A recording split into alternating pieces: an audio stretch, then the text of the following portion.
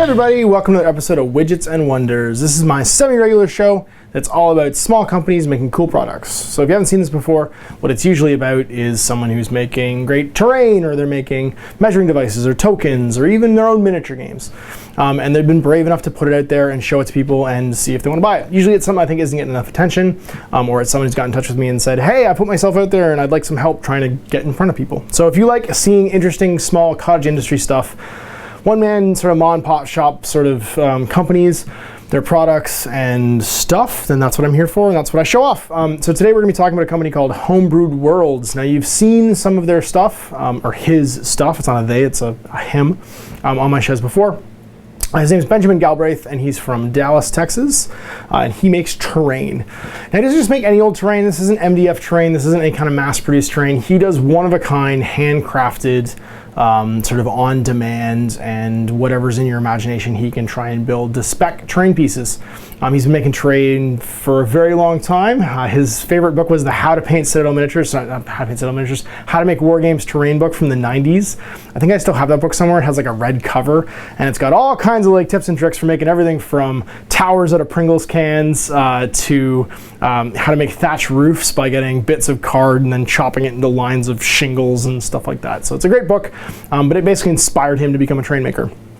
He used a lot of materials, MDF, foam board, corrugated cardboard, like just absolutely tons of stuff, pink styrofoam, styrofoam insulation, so high density styrofoam insulation, airbrushing, Liquid spray paints, rattle cans, dry brushing, inks, washes, and the whole 9 yards. So basically get the effect he's looking for. You can go to his Facebook page and check out some pictures of stuff, but I'm gonna show you the stuff that he built for the co-op.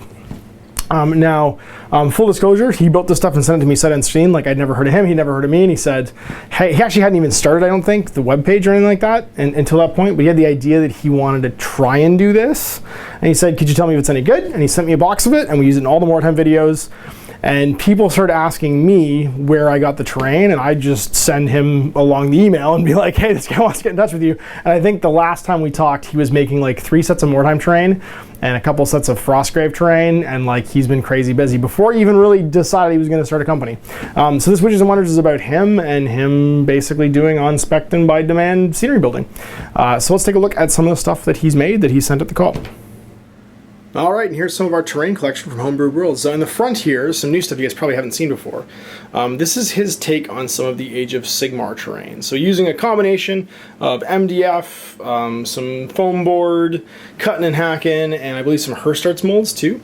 He's made some beautiful Ophidian archways. So this is his take on an Ophidian archway, which is a piece of scenery that's got special rules in Age of Sigmar. We have a ruin sort of temple gatey thing. It could be a realm gates. It actually has a movable piece of sort of like rune covered rubble as well, and an actual realm gate that he made. So just sort of a doorway town portal-y thing. And these are great. I'm excited to use them in Age of Sigmar. They look fantastic. And yeah, they're just nice lightweight pieces of terrain. He's painted them, I think, with a combination of Liquid sprays, airbrushing, dry brushing, all that stuff. And then you know them, you love them. These are our Mordheim ruins. They're interconnectable. So these two buildings actually come apart, and there's a bridge in the middle made from balsa. Lots of 40K bits, little bits and bobs. We added all kinds of cool details too, like tables, chairs, sort of like rubbly bits all hanging out inside. And they do disconnect, so these gangplanks and walkways are all separate bits too that we can take off and put wherever we want them to be. Now, one thing I will say about handmade terrain, and this is something that people who use a lot of MDF terrain or just rough on their terrain in general should know, this stuff does require a little bit of TLC. You don't necessarily want to bang it around. It's not plastic, right? It's handmade. So just like handmade terrain that you may have made yourself, you do want to take care of it. It can get dinged up and touched up. It gets some pretty heavy use here in the co-op. So we occasionally end up with a bit of like, feathering and stuff from the foam core. We have to touch up with some brown paint. But you don't get detail like this on a plastic kit, right? You're not gonna get little tables and chairs and piles of rubble and stuff like that. So what was cool about all this was he basically said, what's in your head? And I gave him a very brief description. This is what he came up with. So he's fantastic at just sort of taking an idea and running with it. And the Mordheim ruins, I think, are probably my favorite things he's done because they look just like stuff from the Mordheim rulebook in the 90s. Like, he's definitely captured that sort of ramshackle, do-it-yourself vibe on all his terrain pieces. So there it is. I hope you guys have enjoyed this quick walkthrough, Homebrewed Worlds. There's a link probably to pictures of this on my website. I think I'm going to take some to a little gallery, so you'll be able to see that in the description, and I will talk a little bit more about how to get in touch with them in a second. All right, so there you go. There's a look at the Co-op's collection of terrain from Homebrewed Worlds. So I think Ben is probably the best example I can think of a one-man operator.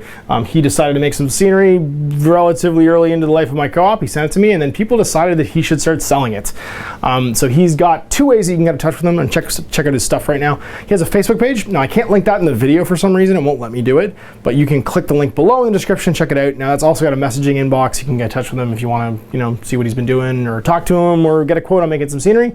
It's usually got lots of photos too of other sceneries done for stuff for 40K and just other projects and things that he's got coming along. He also has a YouTube channel. Now, I can link in a little banner right here because YouTube for some reason lets me link stuff from their websites but not from outside websites.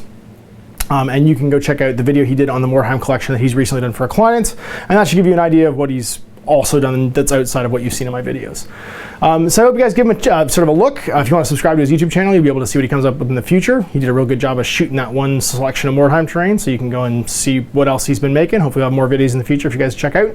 And if not, of course, go give his Facebook page a like, and you'll be able to see his future projects as he posts them. So thanks again for watching. We'll be back with more widgets and wonders in the future. Great products from small companies and little one-man jobs like Ben. Until then, guys, happy learning.